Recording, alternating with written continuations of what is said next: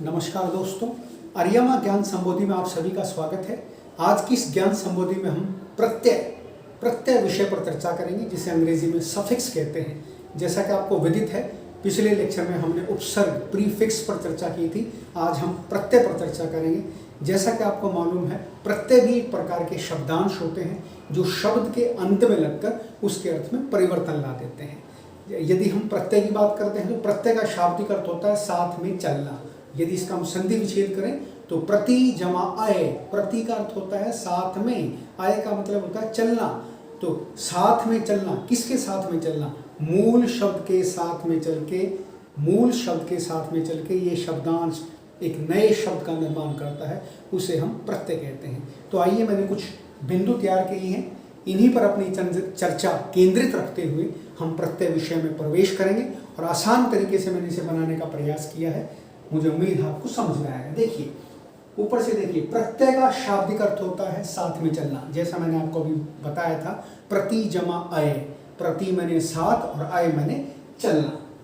यदि हम परिभाषा की बात करते हैं तो देखिए, वे शब्दांश जो मूल शब्द के अंत में जुड़कर अर्थ में परिवर्तन लाए तथा नया शब्द बनाए, उसे हम प्रत्यय कहते हैं, सफिक्स कहते हैं। ये भी एक प्रकार का शब्दांश होता है। शब्दांश का मतलब होता है शब्द का अंश।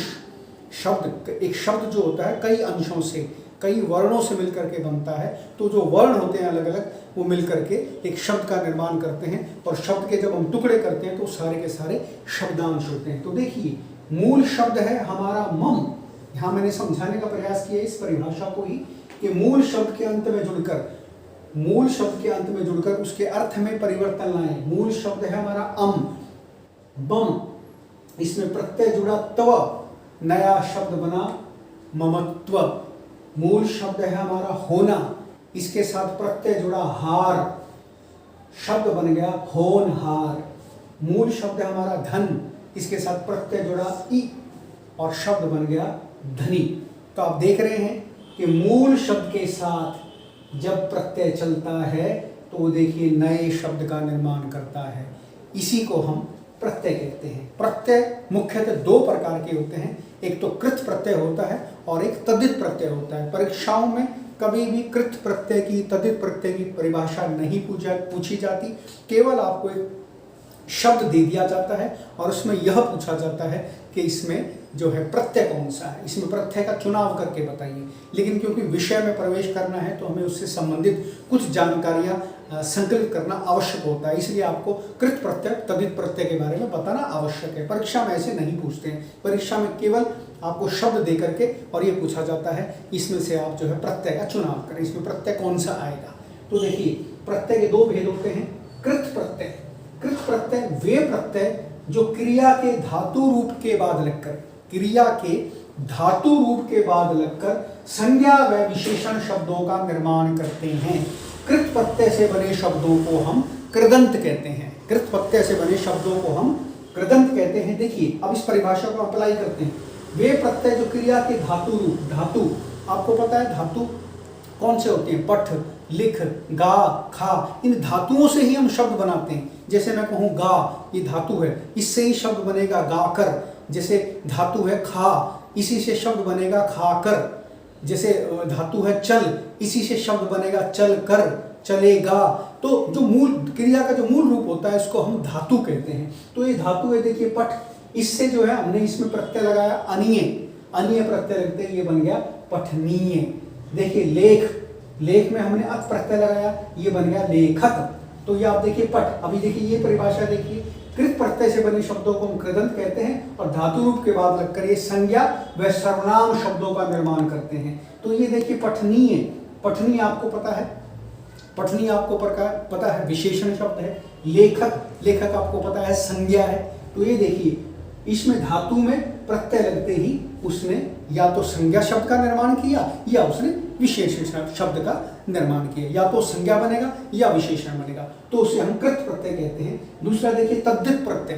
तद्धित प्रत्यय में क्या है? वे प्रत्यय जो क्रिया के अतिरिक्त उसमें तो क्रिया के साथ लगा था, देखिए क्रिया के धातु रूप के बाद लगा था, लेकिन इसमें ऐसा नहीं है। वे प्रत्यय जो क्रिया के अतिरिक्त अन्य पदों, संज्ञा, सर्वनाम, विशेषण व अव्यय के पीछे लगकर प्राय संज्ञा या विशेषण शब्दों का निर्माण करते हैं। इसमें क्या है, दोबारा देखिए, वे प्रत्यय जो क्रिया के अतिरिक्त जो अन्य पद हैं, अन्य शब्द हैं, वो अन्य शब्द कौन से हैं? या तो संज्ञा हो सकता है, या सर्वनाम हो सकता है, या विशेषण हो सकता है, या अव्यय हो सकता है, उसके पीछे लगकर प्राय संज्ञा या विशेषण शब्दों का निर्माण करते हैं। कृत प्रत्यय में भी संज्ञा व विशेषण शब्दों का निर्माण होता है, और तद्धित प्रत्यय में भी संज्ञा या विशेषण शब्दों का निर्माण होता है। तो आप ये देखिए, मैंने शब्द बनाए डिब्बा।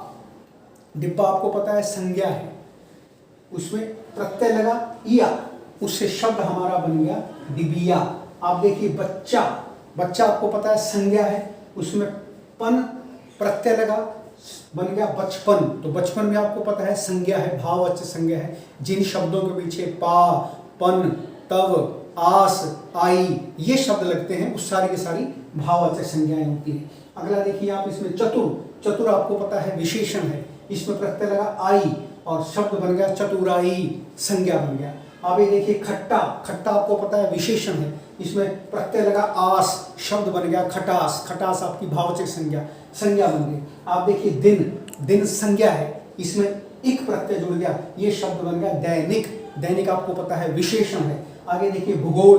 भूगोल आपको पता है संज्ञा है, इसमें इक प्रत्यय लगा, शब्द बन गया भौगोलिक। भौगोलिक शब्द बनते ही ये विशेषण बन गया। अगला आप देखिए सुंदर। सुंदर आपको पता है विशेषण है, इसमें ता प्रत्यय लगते ही बन गया सुंदरता, आपकी संज्ञा बन गई, भाववाचक संज्ञा बन गई। तो कहने का तात्पर्य मेरा ये है कि कृत प्रत्यय में और तद्धित प्रत्यय में मूल अंतर यही है कि कृत प्रत्यय जो होते हैं वो क्रिया के धातु रूप के बाद लगते हैं और संज्ञा व विशेषण शब्दों का निर्माण करते हैं, और तद्धित प्रत्यय में क्या होता है, क्रिया के अतिरिक्त अन्य पदों, संज्ञा, सर्वनाम, विशेषण व अव्यय शब्दों के पीछे लगकर ये जो है प्रत्यय संज्ञा व विशेषण शब्दों का निर्माण करते हैं। परीक्षा में आपसे तद्धित प्रत्यय और कृत प्रत्यय ऐसा नहीं पूछा जाएगा कि इस शब्द में कृत प्रत्यय है या तद्धित प्रत्यय है, ऐसा नहीं आएगा। आपको केवल शब्द दिया जाएगा, जैसे आपको शब्द दे दिया बचपन, इसमें पूछेंगे प्रत्यय कौन सा है, तो बचपन, तो इसमें आ गया आपका पन। आप शब्द को बोल के भी देख सकते हैं, इसकी एक आसान ट्रिक भी है।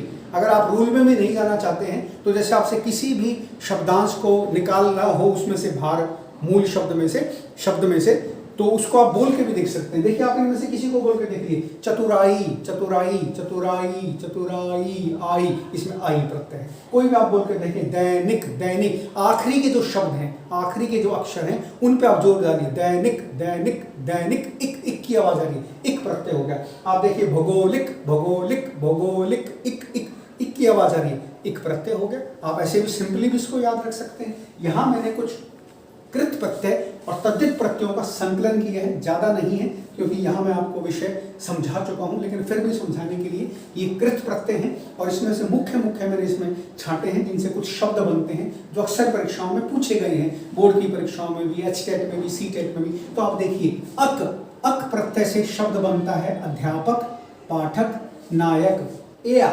एया प्रत्यय से हमारे शब्द बनते हैं गवैया, खिवैया, नचैया। अगला है हमारा प्रत्यय अना से हमारे शब्द बनते हैं घटना, रचना, सूचना। जैसा कि मैंने आपको अभी बताया था, आप इनमें प्रत्यय आप ऐसे भी आसानी से छांट सकते हैं। जैसे कोई भी शब्द ले लीजिए, सूचना ले लीजिए, सूचना, सूचना, सूचना, अना की आवाज आ रही है, ये देखिए। अगला देखिए या प्रत्यय से बना क्रिया, विद्या, मृग्या। देखो इसमें साफ दिख नहीं रहा आखिरी के शब्द या, क्योंकि ये शब्दांश शब्दों के अंत में लगते हैं, ठीक है ना, मूल शब्द के अंत में लगता है। अंत से बना घड़ंत, भिड़ंत, रटंत, रटंत, रटंत, अंत की इसमें साउंड आ रही है तो आपका इसमें अंत प्रत्यय हो गया। आई, पढ़ाई, लड़ाई, घुड़ाई, लड़ाई, आई, देखिए आई की आवाज आ रही है, ये आपका आई प्रत्यय हो गया। आवट, थकावट, मिलावट, खिलावट, आवट की साउंड आ रही है, इसमें आवट प्रत्यय हो गए। उसके बाद देखिए आहट, घबराहट, आहट, चिल्लाहट, आहट की इसमें साउंड आ रही है। नी, चटनी, कथनी, करनी, नी की आवाज आ रही है तो इसमें नी प्रत्यय हो गया। अक्कड़, पियक्कड़, भुलक्कड़, अक्कड़ की साउंड आ रही है, इसमें अक्कड़ प्रत्यय हो गया। अगला देखिए एरा, लुटेरा, एरा, सपेरा, एरा, तो ये देखिए इसमें ये आ गया। अभिनेत्री, अभिनेत्री, नेत्री, जो भी इसमें आपका वो बनेगा, आखिरी के आप शब्दों को पकड़ लें। आखिरी के शब्दों को पकड़ने से आपको तुरंत पता लग जाएगा इसमें ये प्रत्यय हो सकता है। उसको आप शब्द का उच्चारण करके देख लें। भुलक्कड़, भुलक्कड़, तो आप इसमें देखिए कक्कड़ तो बन नहीं सकता, भुलक्कड़, अक्कड़ शब्द बन रहा है, अक्कड़।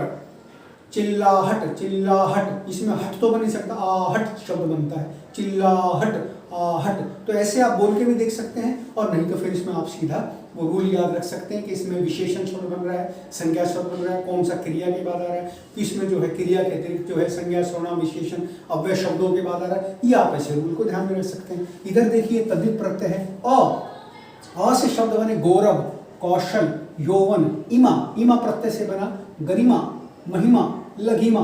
ता से बना सुंदरता, आखिरी में आ गया जटिलता। अगला देखिए आई, चतुराई, बुराई, अच्छाई, अच्छाई, अच्छाई, आई। अपने आप इसमें से प्रत्यय की साउंड आ रही है। आस, मिठास, मिठास, आस, खटास, खटास, आस की साउंड आ रही है। वाला, दूध वाला, घर वाला, पान वाला। एक, दैनिक, सामाजिक। री, कोठरी, पुजारी, भिखारी, भिखारी, री की साउंड आ रही है। अगला देखिए ला, अगला, पिछला, निचला। अगला देखिए आलू, झगड़ालू, झगड़ालू, लजालू, लजालू, आलू की साउंड आ रही है। अगला देखिए Eyal, Eyal, मरियल, मरियल, मरियल, Eyal, Eyal, सड़ियल, सड़ियल, Eyal, Eyal, Eyal की साउंड आ रही है। ईयल प्रत्यय हो गया। इला, इला, जहरीला, जहरीला, जहरीला। शब्द को बोल के देखें बार बार, अपने आप उसमें से साउंड बाहर आ जाएगी। प्रत्यय कौन सा रंग, इसमें देखिए जहरीला, जहरीला, रसीला, रसीला, रसीला, ईला, ईला, ईला की साउंड आ रही, ईला प्रत्यय हो गया। अगला देखिए कुछ हिंदी में क्या है कि उर्दू फारसी के भी कुछ प्रचलित प्रत्यय हैं जिनसे आपके उर्दू फारसी के शब्द बनते हैं। मैंने यहाँ 5-7 आपको बताने के लिए लिए हैं ताकि आपको पता लगे, क्योंकि मैंने आपको पहले बताया था हिंदी में जो है अरबी, फारसी, इनके उपसर्ग भी हैं और इनके प्रत्यय भी हैं। देखिए आना, आना से शब्द बना दोस्ताना, रोजाना, नजराना। आपसे पेपर में ऐसे कोई नहीं पूछेगा, मैंने आपको पहले भी बताया, दोबारा से फिर रिपीट कर रहा हूँ। परीक्षा में आपसे कोई नहीं पूछेगा कि इस उपरोक्त शब्द के अंदर तद्धित प्रत्यय है या कृत प्रत्यय है या इसमें अरबी फारसी का प्रत्यय, ऐसा कोई नहीं पूछेगा।